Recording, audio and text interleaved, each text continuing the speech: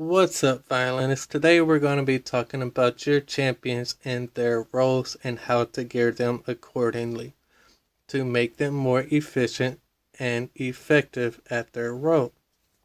So if you are not aware of what the roles are, you can actually go to missions, click this little guide button here and champions, and then scroll down on this very first tab.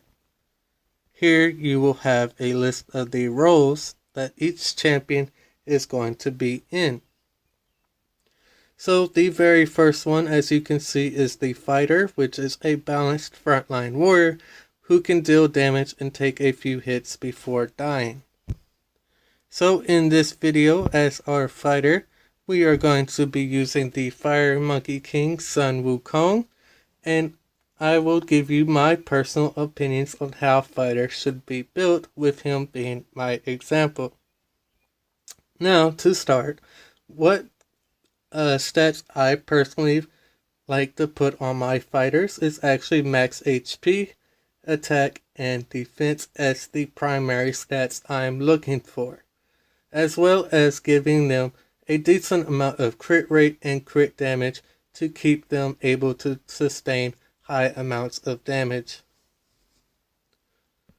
For the Monkey King, they do recommend a Brutal Vital set, which I honestly think is a very accurate set recommendation for him personally, because you're also, like I said, you're looking for max HP, attack, and defense, and recommending Brutal is going to increase your attack power, and Vital will be increasing that max HP you're looking for as well.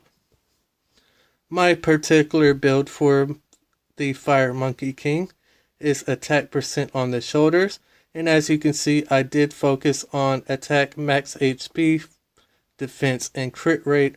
Like I said, these are all stats that I personally like to see on fighters. So although most of these are flat, I felt that this was actually a rather good piece of gear for him. On his gloves, I do have crit rate because he does awaken into 25% crit damage, and it's glitched out currently saying it's attack speed 0%, but if you look at his crit damage here, it's a base of 75%, making Monkey Kings actually the highest crit damage base in the game once awakened. So therefore, I felt that crit rate would be a very efficient stat to have on him because he already has a naturally high amount of crit damage. On the bracers here, we have attack percent as well, a little bit more crit damage, max HP, and flat attack. On the pendants, we have attack speed, attack percent, max HP. On the helm, again, max HP, a very high amount of attack percent and attack speed. And on his armor, we have attack speed, crit rate, and attack. So, to go over his stats once again, like I said, what I was looking for is max HP, attack, and defense. Unfortunately, I didn't have a lot of gear by the time I got around to gearing him that had good defense rates, max HP, and attack. So his defense is actually a little low, but his attack and HP are rather high. Other gear options I would say for fighters beyond Brutal is for 4 sets, I would actually go with a Mortal set. The reason I would go with Mortal is because if you're running a decent amount of crit rate on them, then they can deal a good amount of damage constantly. But otherwise, you would want to go Brutal on them. That way you have damage consistency even without critting. For 2 sets, I would actually go for Vital, Keen, or Sturdy. That way you're either, if you feel like you're lacking in HP, you could go Vital just to give that little bit of boost. Same thing if you're lacking in defense, you could give them a boost through Sturdy. And if you're lacking in attack power, you could go for a Keen set like I have to increase his capability of damage dealing. Now, this is the gear recommendations I have for fighters in general, as well as their basic stats and what you're looking for. So what I want to do in this video as I go through it is show you where they are useful.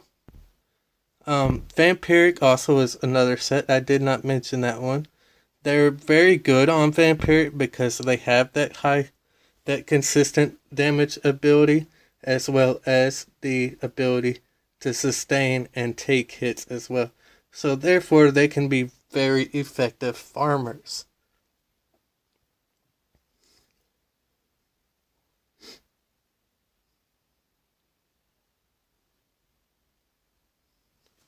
One thing about farmers, or not farmers, but fighters, I'm sorry, is that they are actually your general unit.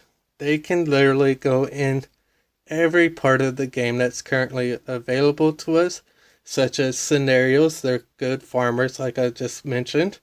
They can go in boss raids because they have that damage ability as well as the sustain. And then they can go on blitz because they're still able to take high amounts of damage as well as dishing it out. They're also very strong in 5v5. If you have a 5v5 fighter, they can be very useful there. When it comes to arena offense, fighters are generally useful there. Because it's a 1 minute, 2 rounds of 1 minute rounds. So they're very good in arena. If I can find an arena match real quick.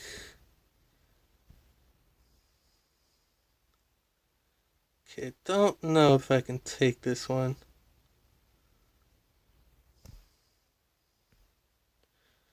But in arena they're very good because their ability to just keep the damage sustained and help your tank soak up some of the damage, and helping your DPS also deal more damage as well. So we're going to attack this one with this current team setup. It looks fairly easy and fairly matched because I'm running 2 6-stars on this team, I think. And this one had 2. Actually, I think I'm only running the 6 run, but it'll be okay. If I actually use Fire Monkey myself in arena, I do like to control him, because what I like to do is, as you can see, the Xenia and Sigrun, or not Sigrun, but Rhoda is on the back line. I like to use him to actually interrupt and kill any healer on the back line. So that is one personal reason I like using Monkey King on a balanced build.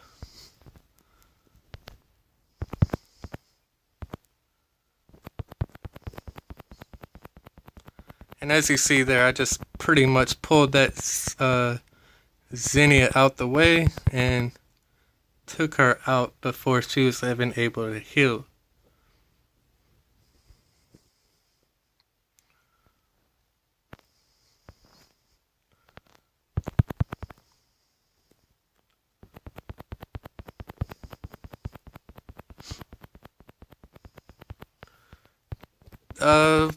Fighters are also good for your arena defense because they do have that sustainability, which makes it your as well as the damage threat, which makes them really usable on your arena defense, because they're not going to be able to really be one-shotted unless they're running very high DPS and so forth.